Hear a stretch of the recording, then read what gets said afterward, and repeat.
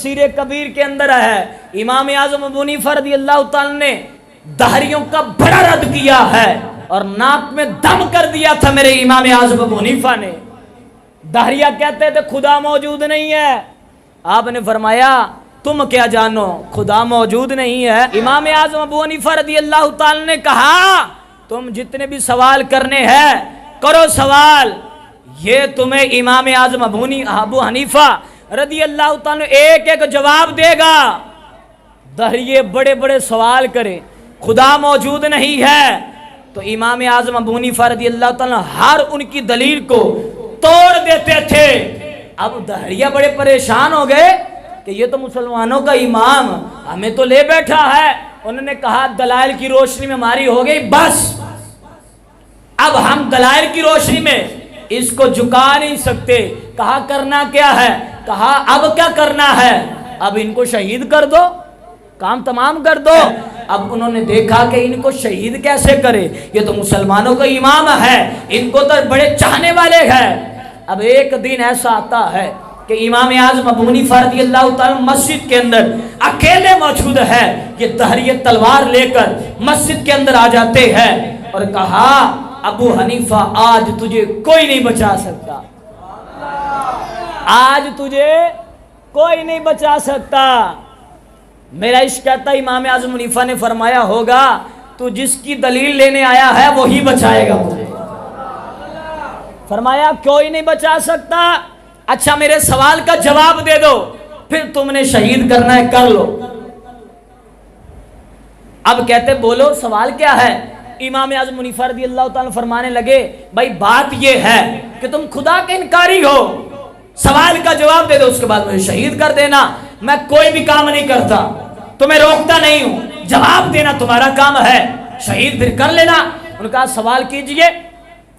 امام اعظم حنیفہ اللہ تعالیٰ فرمانے لگے، فرمایا ایک کشتی ہے، بہت بڑی کشتی ہے، سمندر کے اندر چل رہی ہے، اس کے اندر تجارتی سامان ہے، وہ تجارتی سامان بھی بہت زیادہ ہے، کشتی بھی بڑی ہے۔ فرمایا طوفان آتا ہے، لہریں آتی ہے، لیکن کشتی چل رہی، چلانے والا بھی کوئی نہیں،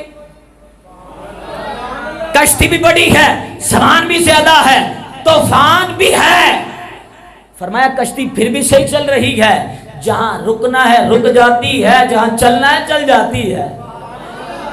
فرمایا یہ ایسے ہے، بتاؤ کشتی کیسے چل رہی ہے؟ اس کا حضرت صاحب کیا بات کرتے ہیں، کیسے ہو سکتا ہے اتنی بڑی کشتی دریا سمندر کے اندر ہو اور طوفان بھی ہو، لہریں بھی اس کی بڑی بڑی ہو، سامان بھی ہو، پھر چل بھی خود رہے اور رک بھی جائے، منزل بھی پہنچ جائے؟ کہا ایسے نہیں ہو سکتا، ہم نہیں مانتے، ہمیں پہیلیاں نہ بجاؤ۔ فرمایا دہریوں سنو، جو ایک کشتی خود چل نہیں سکتی، خود رک نہیں سکتی، فرمایا طوفان کی طغیانی کے اندر اپنے آپ کو بغیر ملا کے بچا نہیں سکتی۔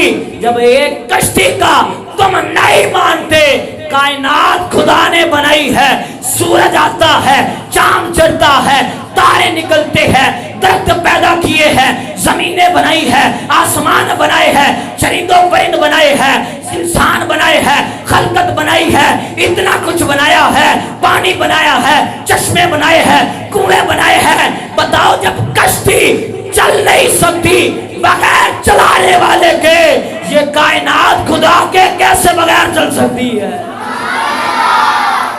فرمایا بتاؤ اتنی بڑی کائنات خدا کے بغیر کیسے چل سکتی؟ کوئی تو ہے جو اس کو چلا رہا ہے۔